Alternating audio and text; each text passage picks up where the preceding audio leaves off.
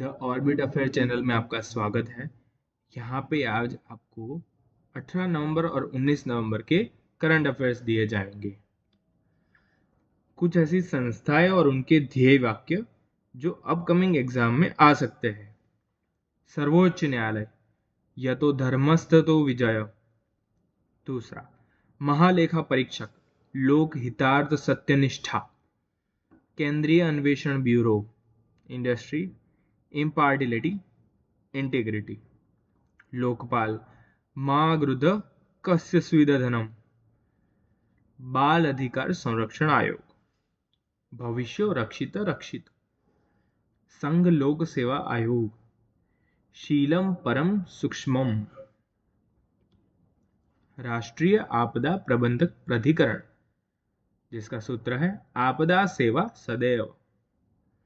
उसी तरह हमारा कॉन्स्टिट्यूशन बन जाने के बाद उसके लेखन में और चित्रकारी में जिनका योगदान था वो थे प्रेम बिहारी नारायण रायजादा, जो भारतीय संविधान को सुंदर हस्तलिपि में लिखा गया। नंदलाल बोस, संविधान के प्रत्येक अध्याय को भारतीय कला से सजाया। राम मनोहर सिन्हा नंदलाल बोस की टीम में थे जिन्होंने चित्रांकन में सहयोग दिया। रविंद्रनाथ टैगोर की कला परंपरा नंदलाल बोस के कार्य में प्रेरणा का स्रोत रही। शांति निकेतन की टीम संविधान की सजावट में सामूहिक योगदान दिया। पहले राष्ट्रपति थे डॉक्टर राजेंद्र प्रसाद। पहले उपराष्ट्रपति थे डॉक्टर सर्वपल्ली राधाकृष्णन। पहले प्रधानमंत्री थे जवाहर नेहरू। पहले उप प्रधानमंत्री थे सरदार वल्लभ भाई पटेल। उसी तरह पहले गृह मंत्री थे सरदार वल्लभ भाई पटेल। पहले रक्षा मंत्री थे बलदेव सिंह। पहले वित्त मंत्री थे R.K. शरणमुकम शेट्टी। पहले शिक्षा मंत्री थे मौलाना अब्दुल कलाम आजाद। पहले कानून मंत्री थे डॉक्टर भीमराव अंबेडकर। पहले मुख्य न्यायाधीश थे न्यायमूर्ति हरिलाल जे कणिया। पहले लोकसभा अध्यक्ष थे G.V. मावड़ंकर। पहले भारतीय गवर्नर जनरल थे चक्रवर्ती राजगोपालाचारी। पहले महान्यायवादी थे M.C. सीतालवड़। प्रश्न नंबर 1, गगनयान मिशन का मुख्य उद्देश्य क्या है? स्वतंत्र रूप से मानव को पृथ्वी की निचली कक्षा में भेजना।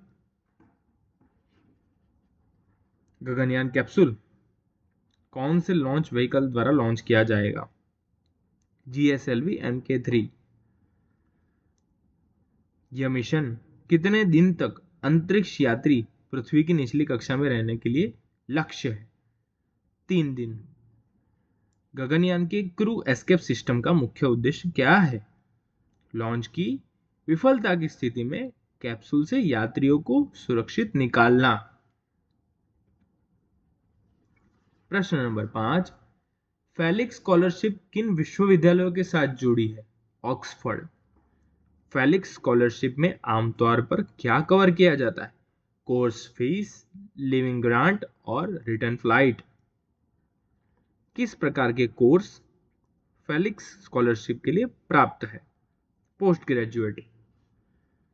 प्रश्न नंबर 7, किंग्स बैटन रिले का उद्घाटन हाल ही में नई दिल्ली में किया गया है और यह बैटन ग्लासगो 2026 कॉमनवेल्थ गेम तक की यात्रा पर निकाला जाएगा।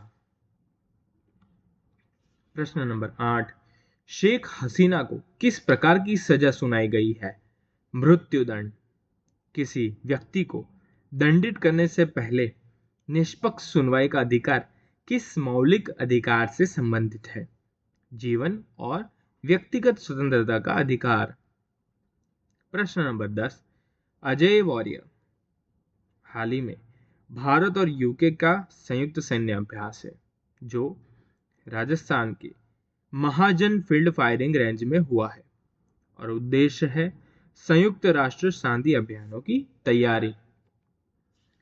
हाल ही में रक्षा मंत्री ने जैसलमेर में शौर्य वन का उद्घाटन किया। राजस्थान के एजुकेट गर्ल्स NGO को 2025 में प्रतिष्ठित रेमन मैग्सेसे पुरस्कार मिला।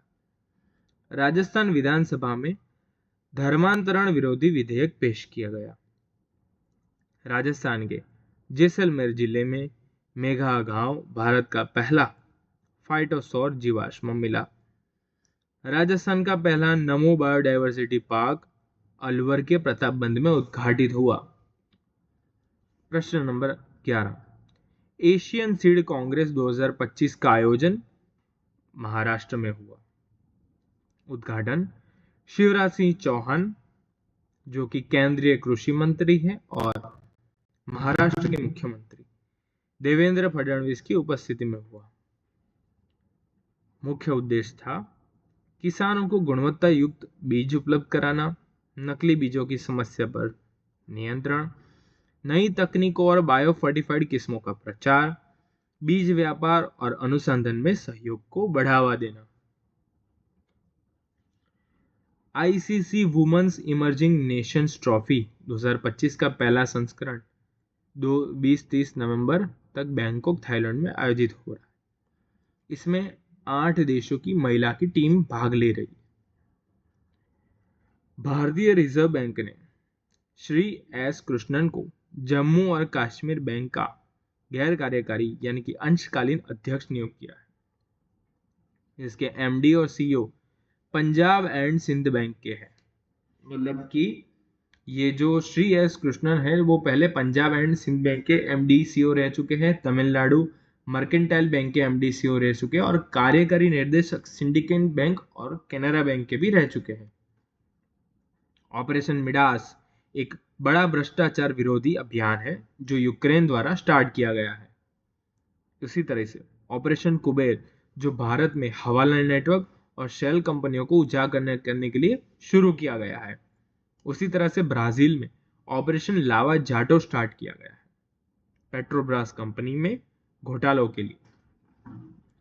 स्टेट कैप्चर जांच जो कि साउथ अफ्रीका में गुप्त परिवार और सरकारी ठेकों की जानकारी के लिए शुरू किया गया अभियान है।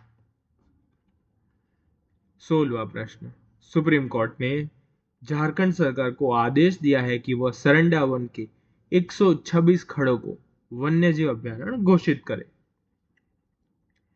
15वीं हॉकी इंडिया जूनियर महिला राष्ट्रीय चैंपियनशिप 2025 का आयोजन रांची झारखंड में हुआ। सरहुल महोत्सव 2025 झारखंड में मनाया गया। झारखंड ने भारत की पहली खनन पर्यटन योजना की पहल की शुरुआत की है। 17वां प्रश्न, श्री सीपी राधाकृष्णन को हैदराबाद में आयोजित पहले रामोजी एक्सीलेंस अवार्ड 2025 में मुख्य अतिथि के रूप में आमंत्रित किया गया है। 18वां प्रश्न, एशियाई तीरंदाजी चैंपियनशिप 2025 में भारत ने अब तक का सबसे शानदार प्रदर्शन किया है। कुल 10 पदक जिनमें 6 स्वर्ण पदक शामिल है। यह प्रतियोगिता 8 से 14 नवंबर को ढाका बांग्लादेश में आयोजित हुई थी। भारत सरकार ने डिजिटल व्यक्तिगत डेटा संरक्षण नियम 2025 अधिसूची जाहिर कर दी। शाहरुख खान के नाम पर दुबई में एक भव्य 55 मंजिला कमर्शियल टावर बनाया जा रहा है जिसका नाम शाहरुख बाय डनबे है। चीन ने 500 मीटर अपर्चर स्फेरिकल टेलीस्कोप का दूसरा चरण का विस्तार शुरू किया है। यह दुनिया का सबसे बड़ा रेडियो टेलीस्कोप है।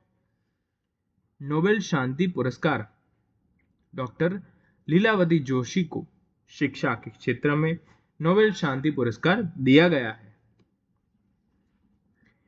अभिषेक सिंह को ECOWAS यानी कि पश्चिम अफ्रीकी देशों का आर्थिक समुदाय में भारत के स्थायी प्रतिनिधित्व नियुक्त किए गए हैं।